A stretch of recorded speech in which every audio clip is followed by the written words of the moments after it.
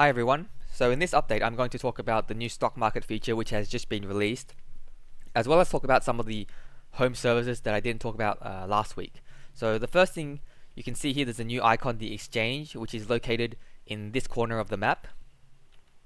And okay, so if I click on it and go there, you can see there's an enter the stock market button, and you can see I've given it its own theme.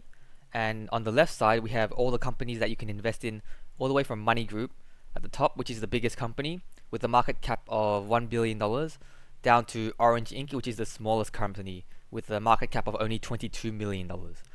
Now, bigger companies tend to be more stable, but they also earn less.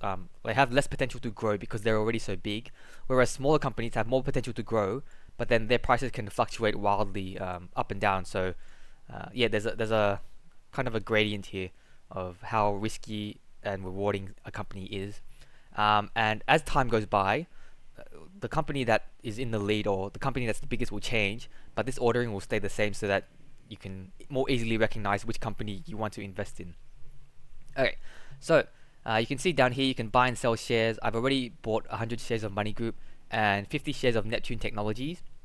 So once you've bought some shares, then in your possessions tab, you can click on that, and a new section will appear here, travel to exchange and the markets. So you can see it says total market value is $8,800. That's how much my shares are worth at the moment, and I own two different companies, so number of assets is 2.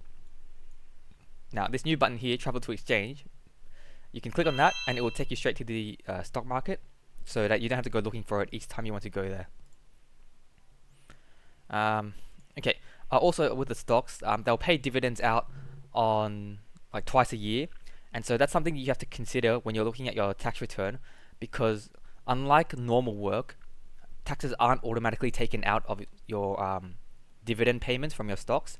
So if you make $10,000 worth of a dividend in your stock investments, then you have to account for about $2,000 to $3,000 in tax, which yeah, won't be done for you. So that's something that I want the player to consider for themselves instead of taking it out for them. Okay, so the other thing I wanted to talk about was the home services. At the penthouse and mansion here, now you can hire, actually, let's start with another thing. At the penthouse and mansion here, you can now see, you can stare at the view, whereas in the more basic housing, you can only stare at the wall, and staring at the view gives you happiness in addition to the usual low amounts of fun. And shower in luxury, which also gives you happiness as well. Another thing here is you can hire the personal butler service, which is exclusive to the penthouse and mansion. Now you can see that the personal butler is very expensive. It's almost $1,200 every week. But you can see if you look at the tooltip here, it covers pretty much all your needs. So it gives you fun, happiness, health, hunger, and hygiene, and it only takes 20 hours to do all of that. So it's really an end game thing.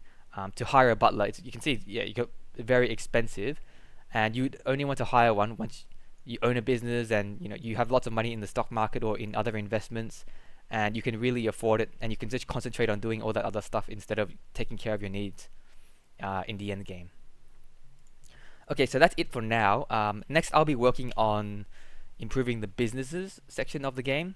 So I want to be adding more businesses, and there's also been a few requests for auto-assigning workers, so I'll also be working on that as well. That's it for now. Thanks for watching.